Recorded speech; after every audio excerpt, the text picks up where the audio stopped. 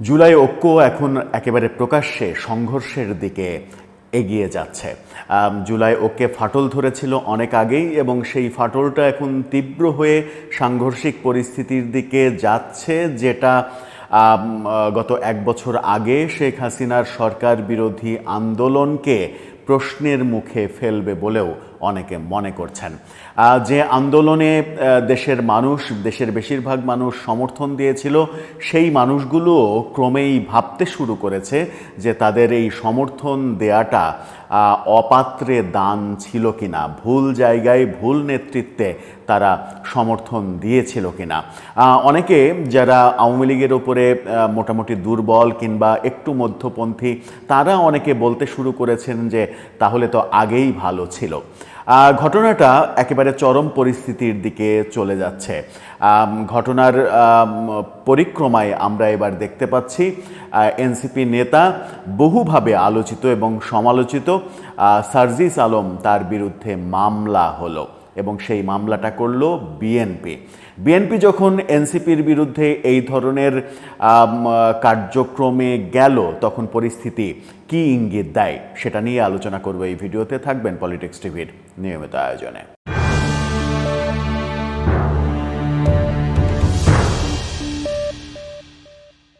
দর্শক, বলছিলাম সার্জিস আলমের বিরুদ্ধে বিএনপির মামলা সরাসরি বিএনপির দলীয় মামলা নয়, কিন্তু বিএনপি নেতারা মামলা করেছেন এবং সেই ঘটনাটা ঘটেছে গাজীপুরে সম্প্রতি একজন সাংবাদিককে নৃশংসভাবে হত্যা করা হয়েছে, কুপিয়ে জবাই করে, এবং আরেকজন সাংবাদিককে ইট দিয়ে থেতলে তাকে প্রায় আইসিইউতে পাঠানো হয়েছে। একই দিনে পরপর এই দুটো ঘটনা চাঞ্চল্যের সৃষ্টি করেছিল এবং সেটা নিয়েই সরাসরি বিএনপিকে দায়ী করা সার্জিস আলমের বিরুদ্ধে এবার বিএনপি নেতাদের পক্ষ থেকে মামলা করা হলো। সার্জিস আলম ফেসবুক পোস্টে সেই সাংবাদিক নির্যাতন এবং হত্যাকাণ্ডের সঙ্গে বিএনপির চাঁদাবাজি জড়িত এই মন্তব্য করে ফেসবুকে পোস্ট দিয়েছিলেন। কি হলো গাজীপুরে, একটু সংবাদ মাধ্যমের শিরোনামটা আপনারা দেখে নিতে পারেন। সেখানেই বলা হচ্ছে গাজীপুরে সার্জিসের বিরুদ্ধে বিএনপি নেতার মামলা। সংবাদের শিরোনাম পুরোটাতে বলা হচ্ছে, সাংবাদিক আসাদুজ্জামান তুহিন হত্যার ঘটনায় বিএনপিকে জড়িয়ে অপপ্রচারের অভিযোগে এনসিপি নেতা সার্জিস আলমের বিরুদ্ধে গাজীপুর সিএমএম কোর্টে মামলা হয়েছে। আজকে অতিরিক্ত চিফ মেট্রোপলিটন ম্যাজিস্ট্রেট কোর্টে মানহানির এই মামলা করেন বাসন থানা বিএনপির সভাপতি তানভীর সিরাজ। শুনানি শেষে মামলাটি সিআইডির কাছে তদন্তেও পাঠানো হয়েছে। মামলাটা আদালত গ্রহণ করেছেন। শুনানির পরে মামলা গ্রহণ করে সিআইডির কাছে তদন্তের জন্য পাঠানো, এটা একটা বড় স্টেপ। তার মানে এই মামলা যদি উইথড্র না হয়, এই মামলা যদি সঠিক গতিতে এগোয়, তাহলে সার্জিস আলম শাস্তির মুখোমুখি হওয়ার সম্ভাবনা রয়েছে। বাদী তানভীর সিরাজ বলেছেন, অপরাধী চক্রের ভিডিও করায় সাংবাদিক তুহিনকে হত্যার ঘটনায় সার্জিস আলম না জেনেই বিএনপিকে জড়িয়ে নানা অপপ্রচার চালিয়েছেন, যা দলের ভাবমূর্তি নষ্ট করেছে। তাই দলের নির্দেশনা অনুযায়ী মামলা করা হয়েছে। তিনি একেবারে স্পষ্ট বলেছেন যে এটা দলের নির্দেশনা অনুযায়ী মামলা করা হয়েছে। তার মানে কি বিএনপি হার্ড লাইনে চলে গেল? বিএনপি যদি হার্ড লাইনে যায়, এতদিন গত এক বছর এবং খুবই সাম্প্রতিক সময়ে বিএনপির রাজনীতি অনেকটা সহনশীল রাজনীতি, কখনো কখনো সরকারের উপরে নতজানু রাজনীতি, নানাভাবে অনেকে সমালোচনা করার চেষ্টা করেছেন, কিন্তু ওই নতজানু রাজনীতি কিংবা সহনশীল রাজনীতিই কিন্তু এক ধরনের রেজাল্ট বের করে এনেছিল, যেটা ফেব্রুয়ারির প্রথমার্ধে নির্বাচনের ঘোষণা সরকার দিয়েছে। বিএনপির এটা একটা বড় অর্জন গত এক বছরে, সেইভাবেই বিশ্লেষকরা এই মুহূর্তে দেখছেন। কিন্তু এনসিপির সঙ্গে বিএনপির সম্পর্কটা একেবারেই সাপে নেউলে হয়ে গেছে।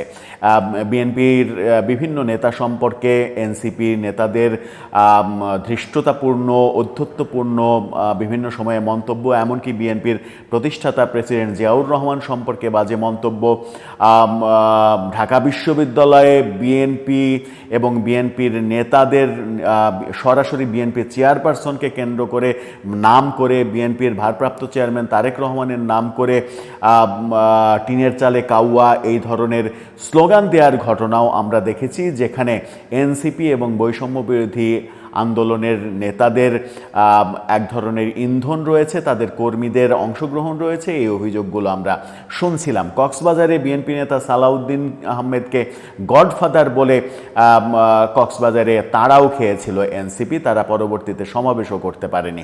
এরকম ঘটনা ঘটতে আমরা দেখেছি যখন গোপালগঞ্জে আওয়ামী লীগের সঙ্গে একটা সাংঘর্ষিক পরিস্থিতির রূপ নিতে যাচ্ছিল আইনশৃঙ্খলা বাহিনীর হস্তক্ষেপে, সেখান থেকে উদ্ধার পায় এনসিপি নেতারা।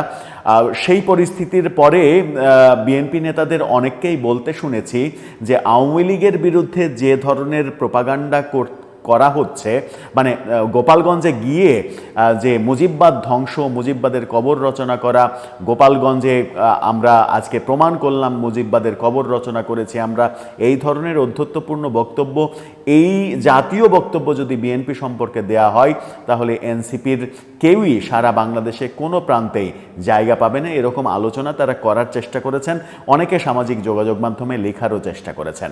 এখন এই মামলার মাধ্যমে পরিস্থিতি কোন দিকে যায় সেটাই দেখার বিষয়। আমরা গতকালকেই যেটা দেখেছি, যেটা নিয়ে আজকে একটা ভিডিও আমরা সকালে করেছি, সেটা হচ্ছে যে বিএনপি নেতা বীর মুক্তিযোদ্ধা ফজলুর রহমানকে মবের হুমকি দিয়েছেন সার্জিস আলম। ফজলুর রহমান মুক্তিযুদ্ধের বিরুদ্ধে, মুক্তিযুদ্ধকে প্রশ্নবিদ্ধ করার জন্য এনসিপি নেতাদের বেশ কড়া এবং নগ্ন কিছু শব্দ ব্যবহার করে সমালোচনা করেছেন একটা টেলিভিশন টক শোতে। তার পরিপ্রেক্ষিতে সার্জিস আলম একেবারে সরাসরি মবের হুমকি দিয়েছেন। যদি বিএনপি বলেছেন, বিএনপির ঊর্ধ্বতন নেতারা যদি এই ব্যাপারে মানে এদেরকে না থামায় তাহলে পরিণতির জন্য মানে কাউকে দায়ী করতে পারবে না, এই ধরনের ল্যাঙ্গুয়েজ ব্যবহার করেছেন। তার মানে হচ্ছে সরাসরি তিনি মবের হুমকি দিয়েছেন। এই ঘটনা গতকালকে এরকম একটা হুমকির পরেই আজকে সার্জিসের বিরুদ্ধে গাজীপুরে মামলার ঘটনা দেখলাম। তাহলে কি রাজনীতি সত্যি অস্থির হতে চলেছে? রাজনীতির মাঠ উত্তপ্ত হবে এবং এই উত্তপ্ত রাজনীতির মাঠে কে শেষ পর্যন্ত টিকবে আর কে শেষ পর্যন্ত টিকবে না, সেটাই এখন দেখার বিষয়। দর্শক, এই ব্যাপারে আপনার মন্তব্য কি জানিয়ে লিখতে পারেন আমাদের কমেন্ট বক্সে।